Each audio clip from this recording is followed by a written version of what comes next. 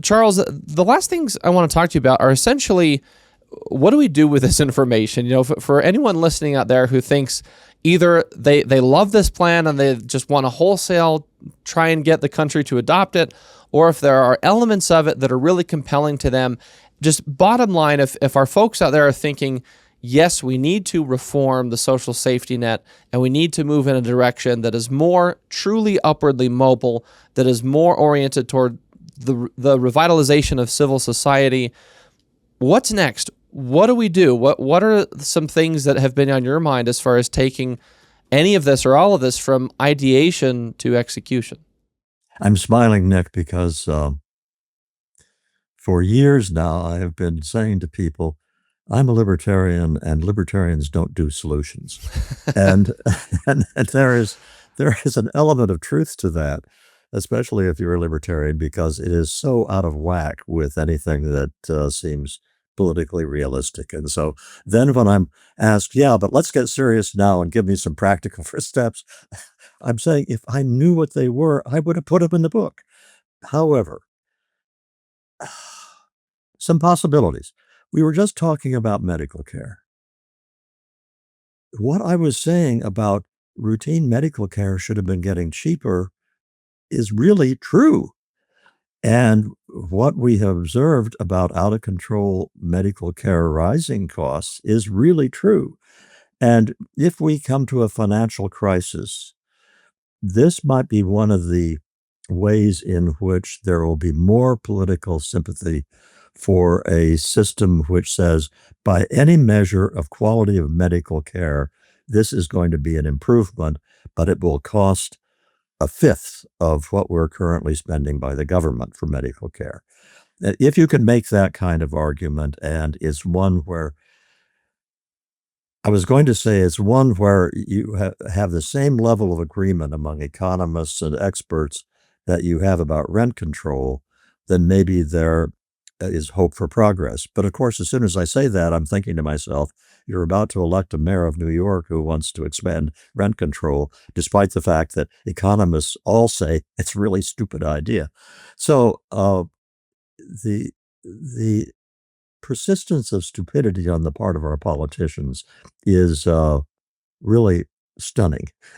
But there will be some things if we are in a situation where we just don't have the money anymore, where that can be, okay, we aren't getting rid of Social Security, but we are going to fix the medical care system. Conceivable that kind of thing could happen. Uh, I'll tell you, though, another argument that I personally find among the most compelling is not that the plan lifts people out of poverty, material poverty, but that enables people who've gotten the short end of the stick but are trying hard a chance to live a comfortable life. Let's go back to the example of somebody who's working a minimum wage job.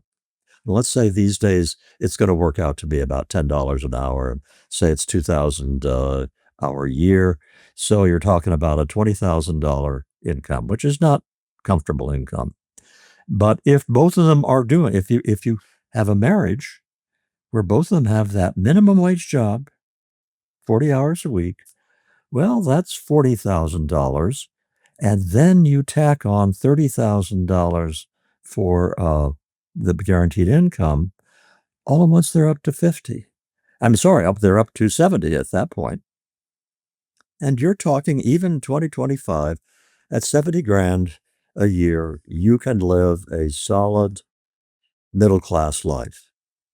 That is, to me, a wonderful benefit of this program because it is true. We do not earn our IQs, and IQs are really important for making money these days. For that matter, we are not gifted with beauty or charm or any of the other assets. They're all gifts we should be deeply grateful for. And some people got the short end of the stick on all of them. And I would like to see a route to a comfortable living for those people, and this plan provides that. If you can convert the argument into some very deep problems with inequality and say it's not just we're trying to lift people barely above the poverty line, but we are trying to make the good life more widely available to all Americans.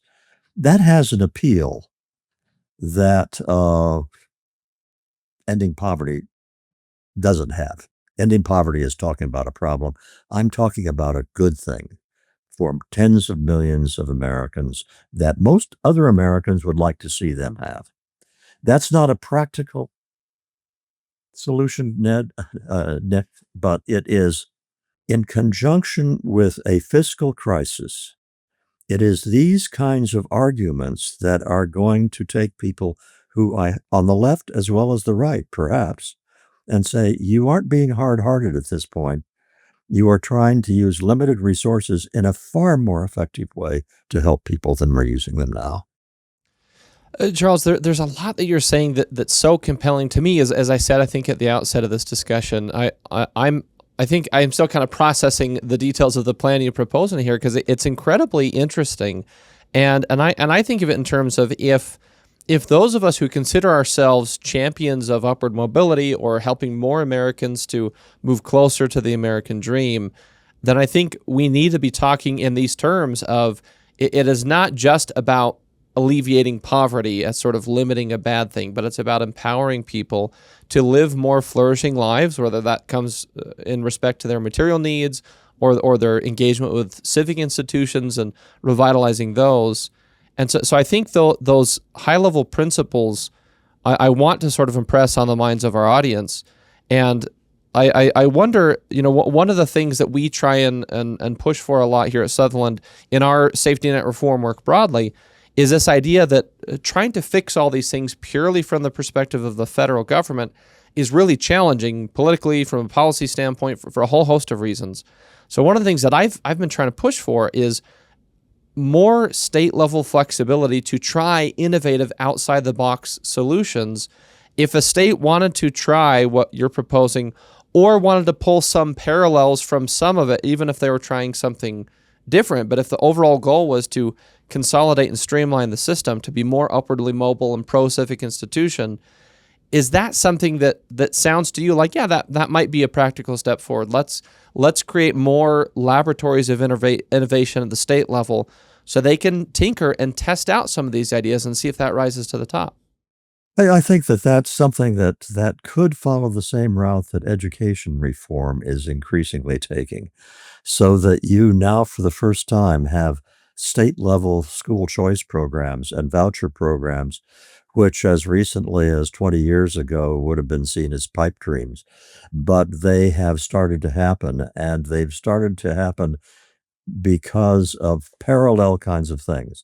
Public education has gotten so bad in so many parts of the country that you just couldn't you couldn't make the case any longer against homeschooling. You couldn't make the case any longer against vouchers. And the same thing you can argue is happening with the safety net and social programs. And so, for example, it would be great if you had opt-out options for states.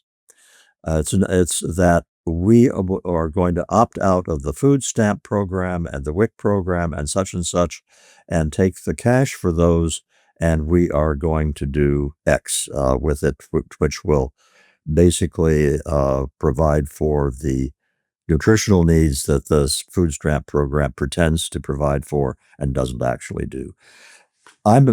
You were talking about innovative programs. I would be more inclined to make it so that some states are way more attractive places to live than other states. And Utah, as far as I can tell, is in the midst of that situation where lots of people want to come to Utah these days for reasons that, unfortunately, I'm afraid require views that the people who are moving into the state don't hold. I mean, it's this story of people from blue states moving into red states for the good things that the red states have done and bringing their politics with them from California. But let's hope that doesn't happen. Let's talk about the marketplace of good places to live. And lo and behold, maybe it will be that the good places to live are the places that take these alternative routes that the federal government is afraid to take. Charles, the last question I want to ask you before we wrap up, and we just have a minute or two left, is for anyone who considers themselves a champion of upward mobility or opportunity, and I put myself in that category where my part of what drives my professional work is this vision that no one in America should be poor or struggling to achieve the American dream because of bad public policy or limited opportunity. Fundamentally, we need to orient our country and our state towards that being true. For anyone who sort of considers themselves in that category, what advice would you give as we move forward to have these conversations about reform and big ideas? Give us some advice for what's next.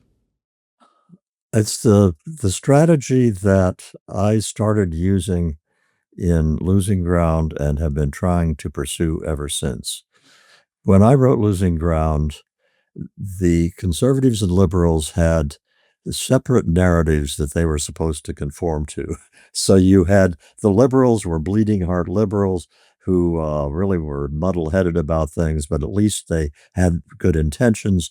And the conservatives are people who are stingy and just want to save money, whereas the conservatives say, no, I want to get rid of the welfare queens that are living off us.